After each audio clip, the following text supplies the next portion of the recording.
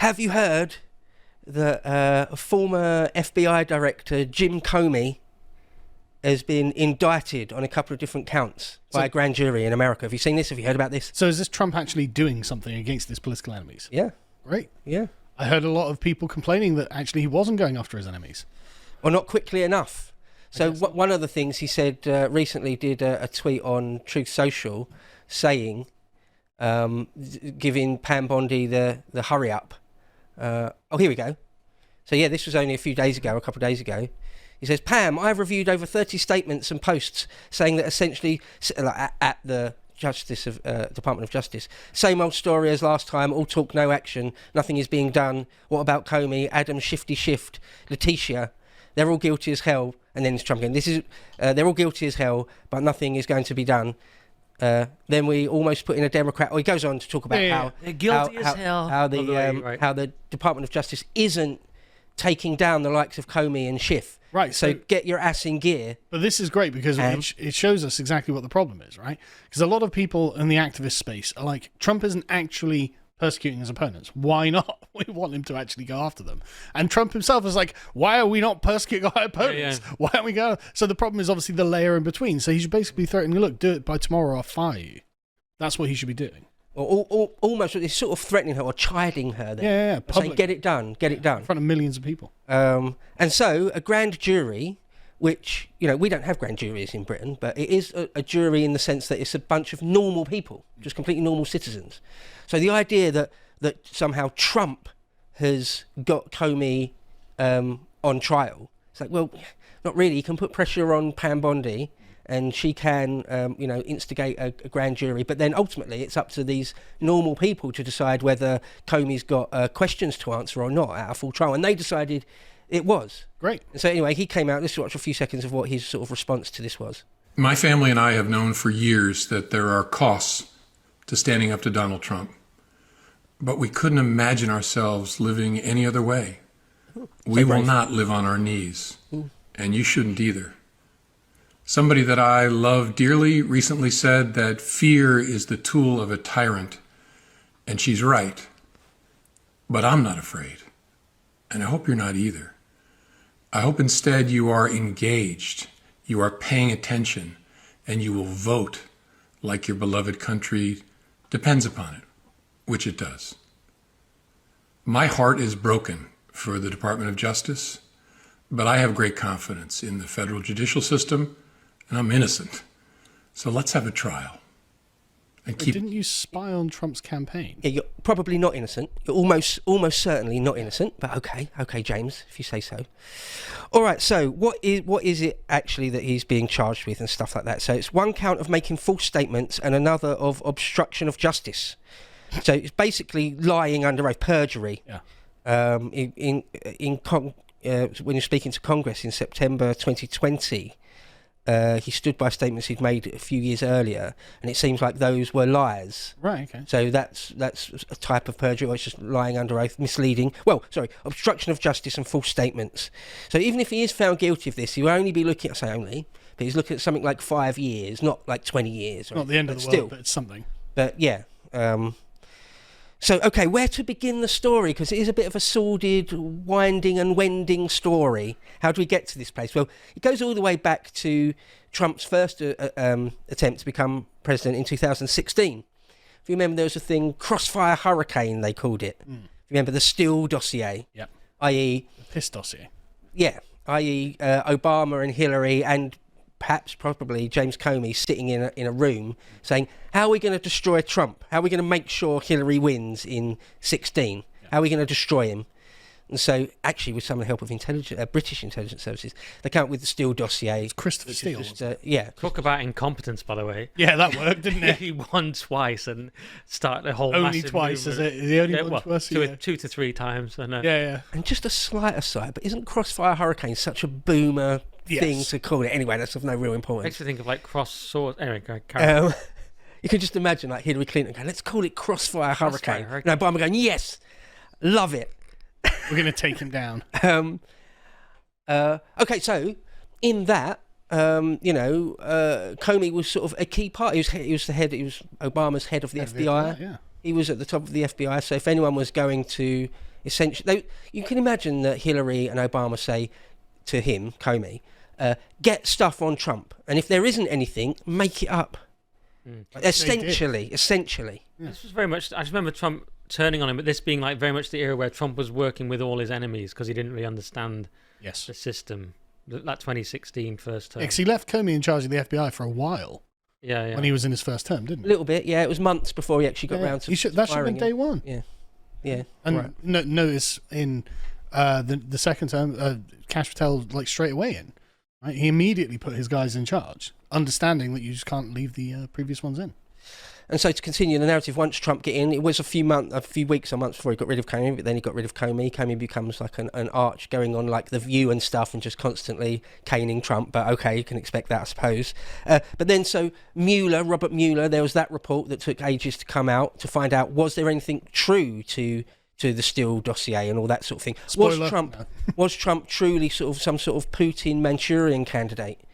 Russia. Yeah. And Mueller comes out and eventually says basically there's nothing there, which was a real pain to the MSNBC, CNN types. Like Rachel Maddow most effective. Yeah, Rachel Maddow most effective. Yeah, and then after that there was the John Durham investigation. So like, if there was nothing there, how did any of this even really happen? And they go into that, and he sort of a little bit wishy-washy, in my opinion, says, yeah, the FBI probably should have realised they were dealing with duff information, and we'll leave it at that, right? And but now it's all, by this time, nearly, there's obviously during the Biden years, they don't prosecute Comey and others like him, because of course they don't, because it's Biden. He's their guy. Obviously. But now we're back in second Trump, we're now in 47, so he's going after it. And even then, Bondi and the like were like, dragging their feet. Dragging their feet. Yeah. So he had to actually sort of, push on it a bit.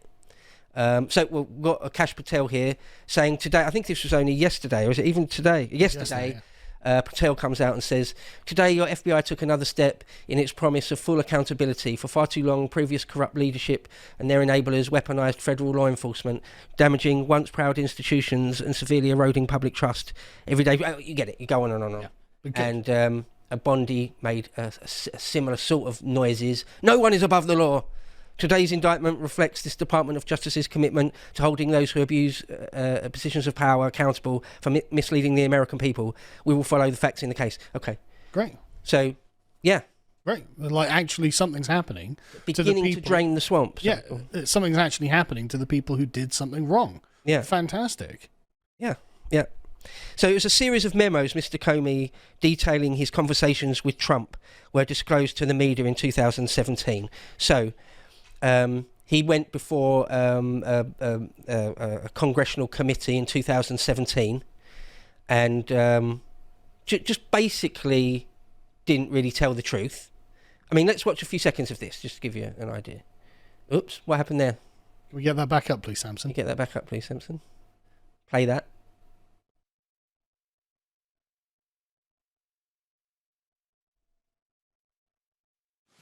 You solemnly swear to tell the truth, the whole truth, and nothing but the truth, so help you God. Please be seated. Do you have any doubt that Russia attempted to interfere in the 2016 elections? None. There should be no fuzz on this whatsoever. The Russians interfered in our election during the 2016 cycle. They did it with purpose. They did it with sophistication. They did it with overwhelming technical efforts.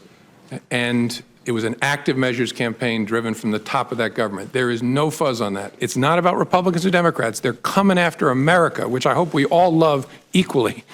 They want to undermine our credibility in the face of the world. They think that this great experiment of ours is a threat to them, and so they're going to try to run it down and dirty it up as much as possible. That's what this is about, and they will be back because we remain, as difficult as we can be with each other, we remain that shining city on the hill, and they don't like it. After that briefing, you felt compelled to document that conversation, that you actually started documenting it as soon as you got into the car. I was honestly concerned that he might lie about the nature of our meeting, and so I thought it really important to document. This was the only president that you felt like in every meeting you needed to document, because at some point, using your words, he might put out a non-truthful representation of that meeting.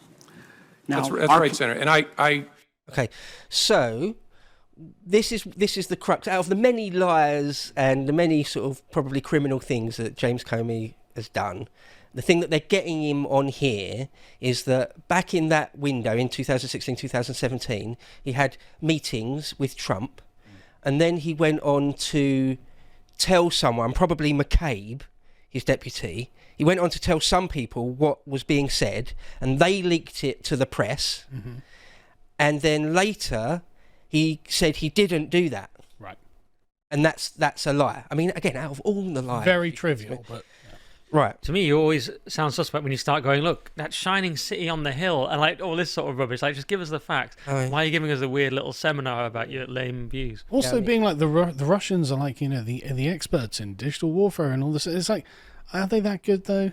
I'm not sure they're that good. There's all sorts of other details about Michael Flynn, and we won't get into it. But Reuters put it quite well.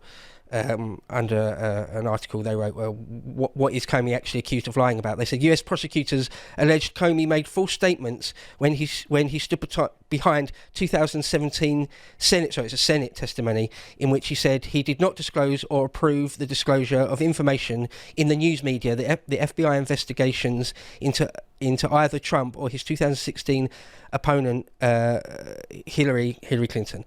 And in 2020, he said, I stand by the testimony you summarised that I gave in May 2017. Boom. That's wrong. That's sort of... the federal government, Pam Bondi's Department of Defence, are pretty sure that's a lie. Right. And we can get you on that. Okay. So that's what it is. That's what's going on here. Yep. That's what's going on here. So, I mean, Trump's quite funny. He just calls him like he's a sick man. He's sick. He's a bad man. Got another clip here. I think it's worth just watching. It's not very long, but this is the 2020 thing. It's being done remotely because we're in the middle of COVID. But let's just watch. This is the crux of it. Can you turn it up, please, Samson? Or a member of his administration asked the FBI to investigate the Trump campaign, your answer would be not only no, but hell no. Did President Obama or Vice President Biden ever ask you to investigate a political rival or to go easy on a political rival? Never. Bollocks. Why would that have been problematic? Because it would compromise the independence of the Justice Department and the FBI's work. If it's a criminal case or a counterintelligence case, it would introduce politics into what should be a fact-driven process. Are you concerned that Trump will embrace and use Russian interference efforts to his advantage, excuse me, as he did in 2016? Well, I'm a private citizen now, so as a private citizen, yes, and he said that he would. How could the director of the FBI not know all of this? How is it possible that the system gathers so much exculpatory information? So he's asking, how did you not know that the Steele dossier was bullshit? How did you not know? Internet rumor, according to the CIA, that the actual interview of the subsource disavows the reliability of the document, that the actual subsource was a suspected Russian spy. How could all that happen and not get up to you, the director of the FBI, of one of the most important investigations in the history of the FBI? How is that possible? I can only speculate because it didn't. And as I said, the investigation overall was incredibly important. The piece you're focused on is obviously important, but a much smaller slice. Okay. So, I mean, it's a pretty flimsy thing, isn't it, really? So a tiny bit more detail just on the actual charges, and then we'll talk about the wider implications of all of this. The BBC says, the first count relates to Mr. Comey telling the Senate Judiciary Committee that he had, quote, authorised someone else at the FBI to be an anonymous source in news reports, quote, regarding his conversations with Trump over the FBI investigation into whether Russia meddled with the 2016 presidential election. The second count alleges that Mr. Comey, quote, did corruptly endeavour to influence, obstruct and impede the Senate Judiciary Committee investigation by making false statements in it. So again, a type of perjury, just lying under oath. Right, so, all right. So, yeah, I guess the wider thing to talk about then is, because everyone's crawling out of the woodwork, people like Chuck Schumer, everyone on the left saying this is just Trump acting as a tyrant This is simply like lawfare going too far. Sorry, do you not remember the 4 years of lawfare you conducted against Trump and all of his allies?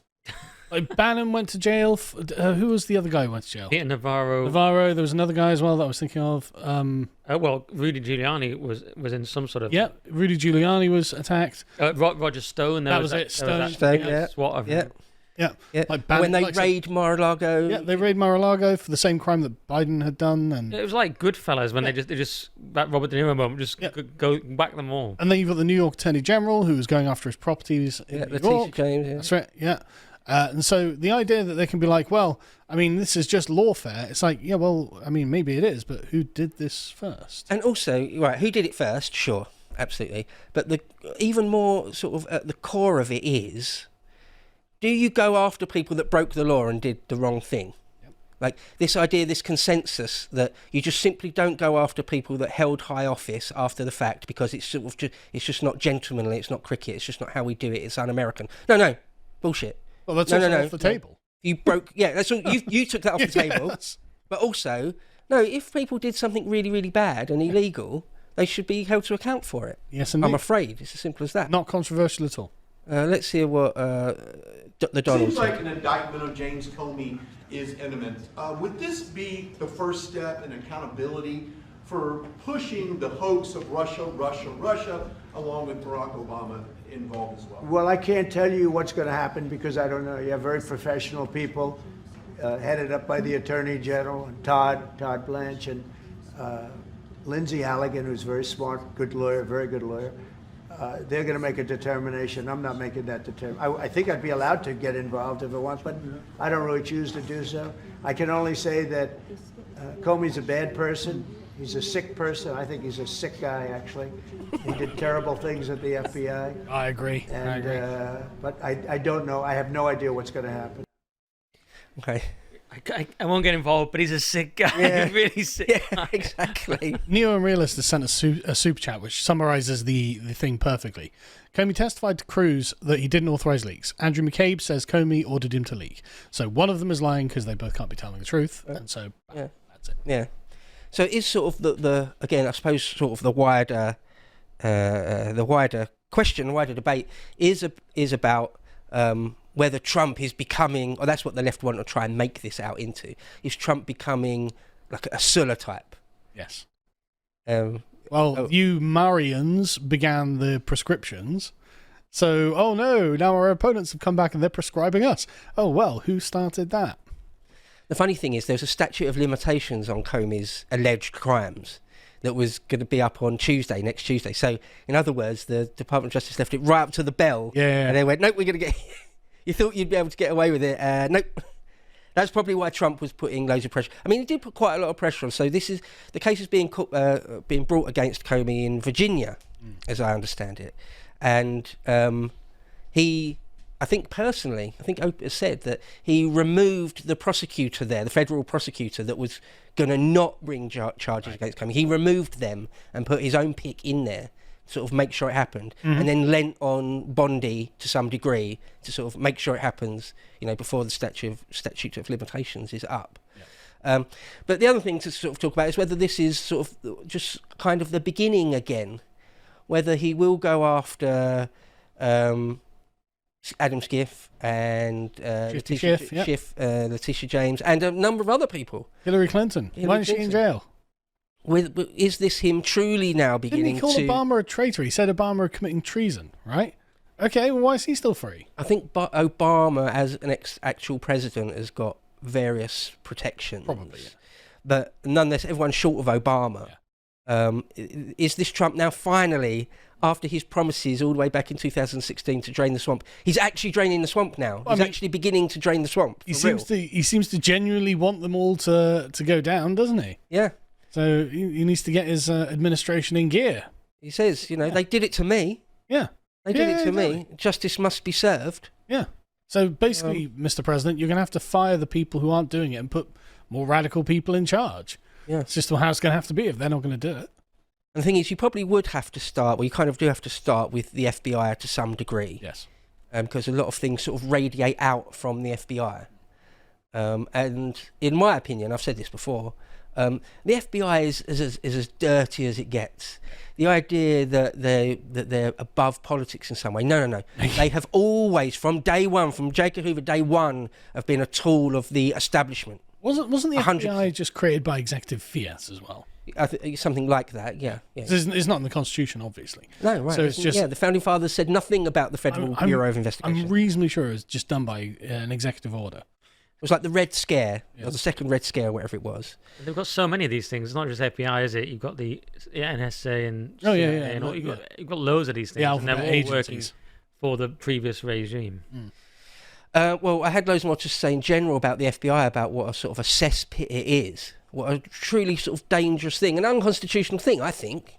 I said that once before on here, and nearly all the comments were like, yeah, like from Americans. Yeah. It was like, yeah, we hate the FBI. Oh, yeah, the Americans... we hate living under the tyranny of the FBI. The Americans they do not have, like, scales in front of their eyes when it comes to all of this. Yeah. They know. Yeah. I mean, so one last thing, out of a million things I could mention about how bad and dirty the FBI are, recently it was disclosed here that rank-and-file FBI agents, after January 6th, claimed political bias infected operations, feeling like, quote, pawns in a political war, quote. Well, I guess that's because you were in the crowd encouraging people to go into the bloody thing. Or you were working for Twitter, encouraging them to take down posts that were critical of Biden or against COVID or whatever it is. Like, you've been an active agent of the Democrat Party for years. Like, we could list off just thing after thing that the FBI has done. Oh, God, yeah. And according to disclosure.tv, according to an after-action report withheld from the public for over 4 years, that the FBI had 274 plainclothes agents embedded in the January 6th crowd. We go. Wow, I didn't know it was that many. That's 100. I knew about Ray Epps. I didn't know there was 274 of them. And there are so many like FBI honeypots where they turns out to mostly be FBI agents. Yeah, it's just like feds on feds. And then you've got like the 1993 World Trade Center bombing, which is just essentially an entire FBI plot. That was, I'm correct about that, right? There's an argument to be made. Yeah, right. So it's like, yeah, these things have streaming on YouTube. Well, yeah, there's a whole stream. Like, I'm very suspicious about the Las Vegas shooter and his. Well, yeah, I mean, there's so many examples. What happened to him? Where did all that go? So many examples. But okay, it looks like Comey is definitely going to go on trial. Great. And he, if found guilty, which is actually, as I understand it, it's actually quite a hard case for the prosecutors to prove, because it's just my word versus someone else's word. But if he fails, he could get 5 years in prison. And he's the first FBI or ex-FBI director ever to be put up on charges like this. Right. The question is what kind of prison, isn't it? How, if it was one of those really like low security ones where you play tennis, or is it one of those? Because Obama put Dinesh D'Souza in prison, remember? Did he? I didn't know that. Yeah, but it was one of those ones where he could sometimes go back at night. But it was but he was in there with proper cons. Yeah. But it was, You got like the it was for a minor thing to do with campaign donations, just as another example of using lawfare. If you would like to watch the full uncut version that is also uncensored, head on over to lotuseaters.com to find out more.